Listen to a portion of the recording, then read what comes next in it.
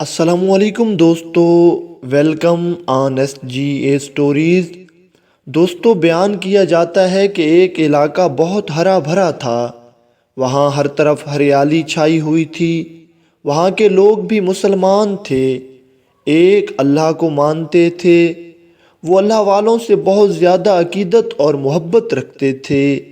غرض اس علاقے پر اللہ تعالیٰ کی خاص کرم نوازی تھی اور لوگ بھی انتہائی نیک پاک اور برگزیدہ تھے۔ جب اس بات کی خبر ایک ہندو پنڈت کو پہنچی تو وہ تل ملا گیا اور سوچنے لگا کہ اس علاقے میں اتنے مسلمان کیوں ہیں اور کیوں کر یہ ایک اللہ کو مانتے ہیں، ہمارے بتوں کی پوجا کیوں نہیں کرتے۔ اس نے سوچا کہ کیوں نہ کسی طرح انہیں ان کے مذہب سے ہٹا لیا جائے۔ ہندو پنڈت کو یہ معلوم تھا کہ اس علاقے کے لوگ اللہ والوں کی بہت عزت کرتے ہیں۔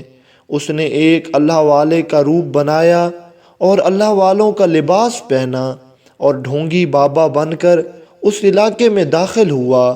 وہاں کے لوگ چونکہ اللہ والوں کی بہت عزت کرتے تھے، لوگوں نے اس کی بہت عزت کی، تو وہ کہنے لگا میں تو یہاں سے گزر رہا تھا اور یہاں کے لوگوں کا دین اور مذہب سے لگاؤ دیکھ کر سوچا چلو کچھ دن یہاں ٹھہر جاؤں، اور میں یہ چاہتا ہوں کہ آپ سب کو کھانا کھلاؤں۔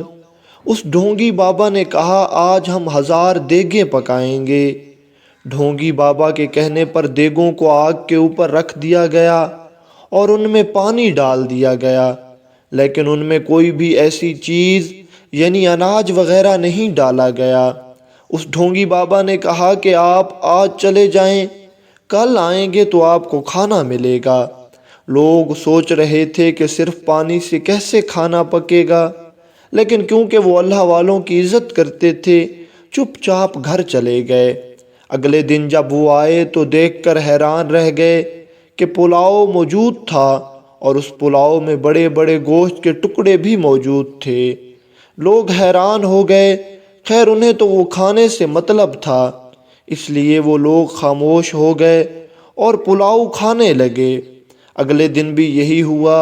اس ڈھونگی بابا نے لوگوں کے سامنے دیگوں میں پانی ڈلوایا اور پھر ان کو گھر جانے کا کہا، اور جب اگلی صبح کو لوگ آئے تو پھر کھانا پک کر تیار تھا۔ دراصل ہو یہ رہا تھا کہ اس نے زمین کے اندر ایک بہت بڑا مندر بنایا ہوا تھا اور وہ لوگوں سے اس میں پوجا کروایا کرتا تھا اور لوگوں کو کہا کرتا تھا کہ یہ میرے خدا ہیں جو پانی سے کھانا پکا کر دیتے ہیں۔ لوگ آہستہ آہستہ اس کی طرف مائل ہو رہے تھے۔ پہلے صبح سویرے مسجدوں میں رش لگ جاتا اور لوگ جوق در جوق نمازوں کو آتے، لیکن اب مسجد میں صرف ایک مولوی رہ گیا تھا۔ لوگوں نے نمازیں اور دین کا کام چھوڑ دیا اور وہ سارے اس ڈھونگی بابا سے مائل ہو کر بتوں کی پوجا کرنے لگے۔ اس مسجد کے مولوی کو فکر ہوئی کہ آخر میں دیکھوں تو صحیح کہ یہ بابا ان کے ساتھ کرتا کیا ہے، ضرور یہ کوئی فریادیہ ہوگا، اگر یہ اللہ والا ہوتا تو انہیں اللہ سے کیوں روکتا۔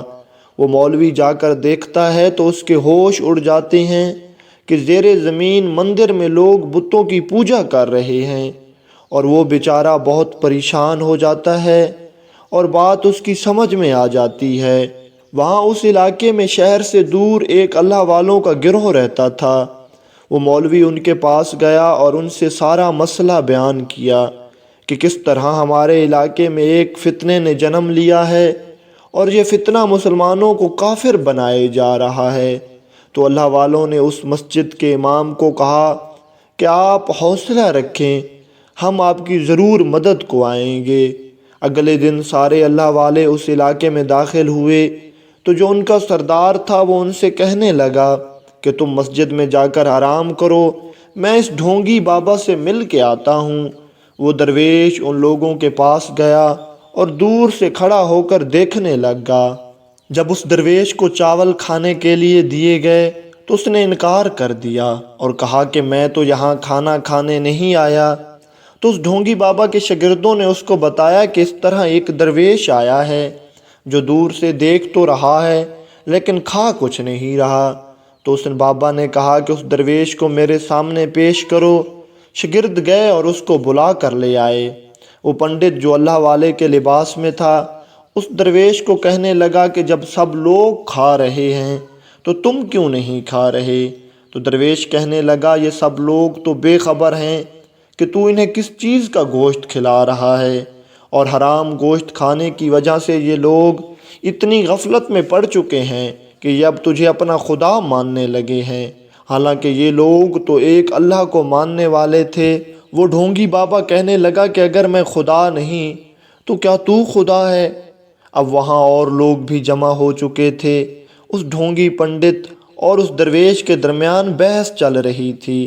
اس درویش نے کہا نہیں، میں خدا نہیں ہوں، لیکن میرا خدا میرے ساتھ ضرور ہے، اور میں یہ بتا سکتا ہوں کہ یہ کس جانور کا گوشت ہے، اور یہ تو کھانا کس طرح پکاتا ہے کہ کس طرح دن کو تو صرف پانی ڈالتا ہے اور اگلی صبح کو وہ کھانا پک کر تیار ہو جاتا ہے۔ وہاں کھڑے سب لوگ حیران تھے کہ یہ کیا ہو رہا ہے۔